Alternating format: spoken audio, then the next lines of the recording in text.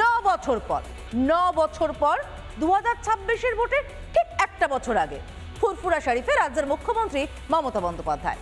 ফুরফুরায় মমতা যাওয়ার দিনেই মুখ্যমন্ত্রীকে নিয়ে তোপ পেরজাদা তোহা সিদ্দিকের। মমতার উন্নয়ন মন্তব্যে কটাক্ষ, সম্পূর্ণ উন্নয়ন হয়েছে এ কথা বলা মানে বেইমানি করা। ফুরফুরায় মমতার সঙ্গে ইফতারে যোগ দেওয়ার কিছুক্ষণ পরেই মন্তব্য পেরজাদার।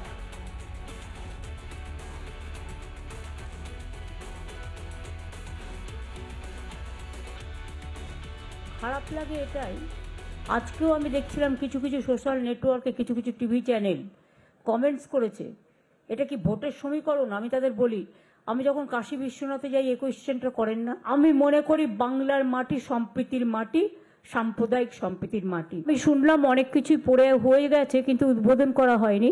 আজকে আবু বকর সাহেবের মৃত্যু দিবস, আমি আজকের দিনে সাক্ষী রেখে এই সবগুলোকে আজকে উদ্বোধন করে দিলাম। আর বাদবাকি হসপিটালটা পুরো হয়ে গেলে তখন আমি বলবো। আর এখানে আমি একটা পলিটেকনিক কলেজ করার কথা আমায় বলেছিল যাতে ছেলেমেয়েরা স্কিল ট্রেনিং নিতে পারে, সেটা আমি প্রসেস করব, সেটা দাদার নামে করে দেবো। আমি তো আপনাকে বলছি মমতা ব্যানার্জি কি আর বলবো, আমাদের বাড়ি যদি 6টা ছেলে মেয়ে হয় আমরা তাদের খবর রাখতে পারিনি। আর মমতা ব্যানার্জি বাংলার খবর রাখবে কি করে বলুন তো।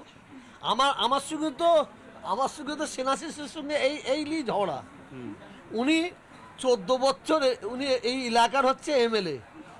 আমি তো চ্যালেঞ্জ করছি, উনি 14,000 টাকা খরচা করে যায় প্রমাণ করুক না।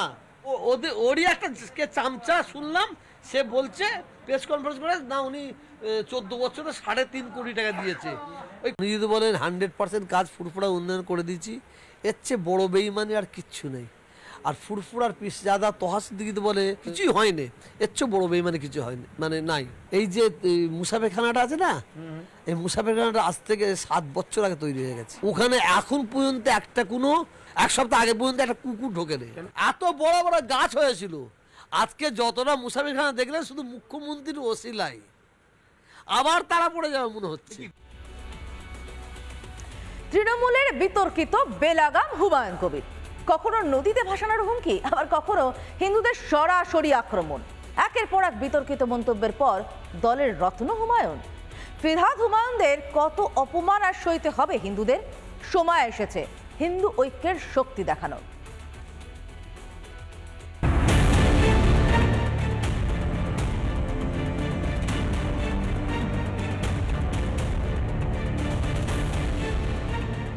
তৃণমূলের দুধেল গাই এই হুমায়ুন কবির, আর তার জন্যই এই বিধায়কের এত বারবারন্ত ভোট বিভাজন থেকে ফলাফল উল্টে দেওয়া। সবই নাকি করতে পারেন এক তুড়িতে। ভোট ব্যাংক ও মসনাদের লোভে এই হুমায়ুনকেই পুষছে মমতা বন্দ্যোপাধ্যায় ও তার দল। এবার এই হুমায়ুন নিজের লাগাম হারিয়েছেন।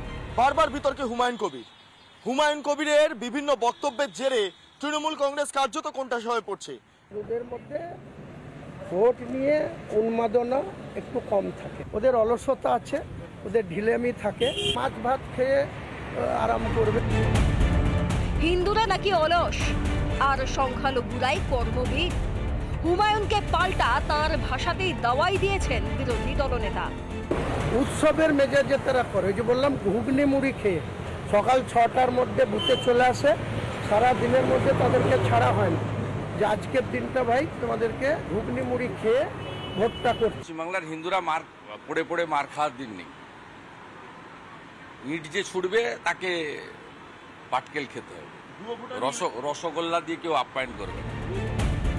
লাগামহীন হুমায়ুনের আবারও বেলাগাম বক্তব্যের নিন্দায় ধর্মীয় সমাজের মানুষেরাও।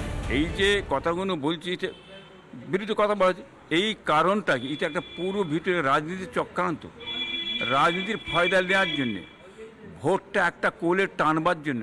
জাগার সময় এসেছে যখন জনাবেরা ডাইরেক্ট আমাদেরকে হুঙ্কার দিচ্ছেন, তখন বুঝতে হবে যে বিপদ আসন্ন।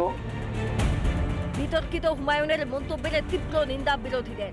এই হিন্দু কীট ধর্মনিরপেক্ষ তোষণবাজ, এদের জন্য আজকে পশ্চিমবঙ্গে এই হুমায়ুন কবির, ফিরহাদ হাকিমদের মতো লোক, ওই হামিদুলের মতো লোক, সিদ্দিকুল্লাহর মতো লোক, এদের বার বেড়েছে। পাল্টা লোক দেখানো ব্যবস্থা নেওয়ার ভান রাজ্যের শাসক দলে। মঙ্গলবার তলব করা হয়েছে ভরতপুরের বিধায়ককে। কালকে এখানে নির্দেশ মানে আমাদের ডাইরেক্টিভ বলতে পারে, নির্দেশ বললে একটু দুর্বল কথা হয়ে যাচ্ছে। আর কতদিন ঘুমিয়ে থাকবে হিন্দুরা? সময় এসেছে এক কাট্টা হয়ে এই তোষণের সরকারকে পাল্টে দেওয়ার। রিপাবলিক বাংলা। নানা ধরনের কন্টেন্ট দেখার জন্য লাইক করুন, শেয়ার করুন আমাদের ফেসবুক পেজ, সাবস্ক্রাইব করুন আমাদের ইউটিউব চ্যানেল। পাশাপাশি অন্যান্য ব্রেকিং নিউজের জন্য অবশ্যই চোখ রাখুন রিপাবলিক বাংলায়।